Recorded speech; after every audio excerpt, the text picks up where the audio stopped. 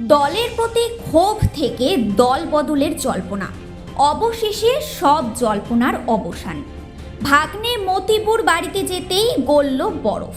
মানভঞ্জন হলো মন্ত্রী তাজমুলের।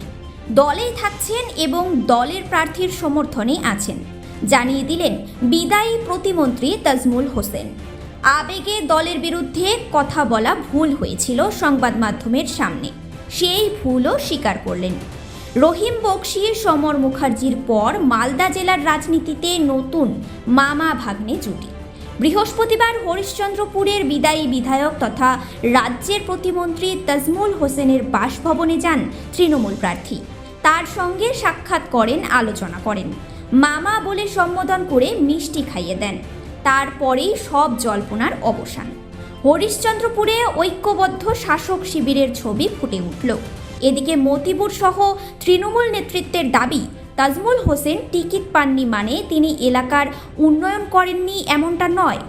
মূলত তাজমুল হোসেনকে সরিয়ে মতিবুরকে প্রার্থী করার পর অভিমানী তাজমুল দলের বিরুদ্ধে বিশ্বাসঘাতকতার অভিযোগ তুলেছিলেন। এমনকি তার দলবদল নিয়ে জল্পনা চলছিল। যদিও এদিন মতিবুর তার বাড়িতে যাওয়ার পর সেই জল্পনার অবসান হয়েছে। অন্যদিকে এই ঘটনার সামনে আসতেই কটাক্ষ করেছে বিজেপির দাবি, তৃণমূলের সবকিছু ভাগ বাটোয়ারা চলে। ভাগ বাটোয়ারের হিসাব মিলে গেছে, কিন্তু মানুষ এদের প্রত্যাখ্যান করবে। এই মামা ভাগনাকে দেখা গেল, মামা ভাগনার সঙ্গে কথা হলো, কি কথা হলো আর কিভাবে কি ফলাফল হবে কি মনে করছেন? আমি যেটি বলছি, মামা ভাগনা যেখানে আপদ বিপদ নেই সেখানে, এটা আমাদের গ্রাম বাংলা একটা প্রবাদ বাক্য আছে। আজকে আমাদের প্রাক্তন মন্ত্রী মাননীয় তাজমুল হোসেন সাহেব একজন পোলাইট নম্র ভদ্র পার্সন, তিনি বিধায়ক মন্ত্রী হিসাবে আমাদের এলাকার উন্নয়ন করেছেন, পার্টির দায়িত্ব সামলেছেন এবং আজকে নতুন মুখ, কারণ সময়ের তালে নিজেকে পরিবর্তন করতে হয়। পার্টি হয়তো ভেবেছে নতুন মুখ আসা দরকার, কিন্তু তার মানে এই নয় যে ওনার কোনো ব্যর্থতা ছিল।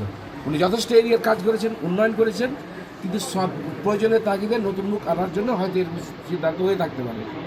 আর এই সমস্ত বিষয় নিয়ে কে কী বললো সেটা বড় কথা নয়। বড় কথা হচ্ছে যে পার্টি এখানে পার্টি সিস্টেমে চলবে এবং আমরা আমাদের গরিবের বন্ধু মতিউর রহমান এবং তাজমুল হোসেন সাহেব যেভাবে ওনারা কথোপকথন করলেন, আলোচনা করলেন, তাতে আমরা বিশ্বাস রাখছি যে আমাদের সভাপতি একটা ভালো কিছু হবে। 12টা বিধানসভা যে কী ফলাফল দেখছেন এবার? 12টা বিধানসভায় আমাদের ফলাফল অবভিয়াসলি ভালো হবে। বলছি আজকে কে এসেছিল আপনার সঙ্গে, আজকে কি কথা হলো আপনাদের সঙ্গে? আজকে সৌজন্য সাক্ষাৎ করতে একজন আমাদের মনোনীত প্রার্থী মতিউর রহমান আমার বাড়িতে এসেছে। আমি ওনাকে অশেষ ধন্যবাদ জানাচ্ছি। হেফজুলকে আমি খুব শ্রদ্ধা করছি। হেফজুল আমার ছোটো ভাইয়ের মতো, দীর্ঘদিন থেকে রাজনীতিটা করে। আজকে আমাদের মনোনীত প্রার্থী অর্থাৎ মমতা ব্যানার্জির প্রার্থী, মান অভিমান থাকতেই পারে, যেহেতু মনোনীত প্রার্থী কে তো করা যায় না। আমাদের আগামী দিনে আমাদের এই প্রার্থী যেন নির্বাচিত হয়, তার জন্য আমরা সবাই চেষ্টা করে একসাথে আমরা সবাই চেষ্টা করব। আমরা তৃণমূল দলে ছিলাম, আছি, থাকবো, সবাই মিলে একসাথে থাকবো। খুব অভিমান মিটেছে আপনার? না, আমাদের কোনো অভিমান নাই। বিশ্বাসঘাতকতার একটা অভিযোগ তুলেছিলেন। আমি ছোটোবেলা থেকে আমি নরম লোক, আমি খুব সিধা-সাদা, ঝোর ঝামেলা, ঝগড়াঝাঁটি, অশান্তি বলে আমার কাছে কোনোদিন আজ পর্যন্ত কোনো রেকর্ড নাই। কোনোদিন আজ পর্যন্ত আমি কারোর সাথে উগ্র মিজাজে আজ পর্যন্ত কারোর সাথে কথা বলিনি। সেদিন হয়তো যদি আমি বলে থাকি, আমি ওটা বলাটা আমার ঠিক নাই, রাগের বসে হয়তো হতে পারে, কারণ আমি দীর্ঘদিন ধরে দলটা করেছিলাম এবং 5 বছর আমাকে যে হিসাবে অভিষেক ব্যানার্জি দল, মমতা ব্যানার্জি যে হিসাবে আমাকে নির্দেশ দিয়েছিল, আমি অক্ষরে অক্ষরে সেই দলটাকে খুব করেছিলাম এবং আমরা জানতাম যে আমরা অবশ্যই হয়তো প্রার্থী হব।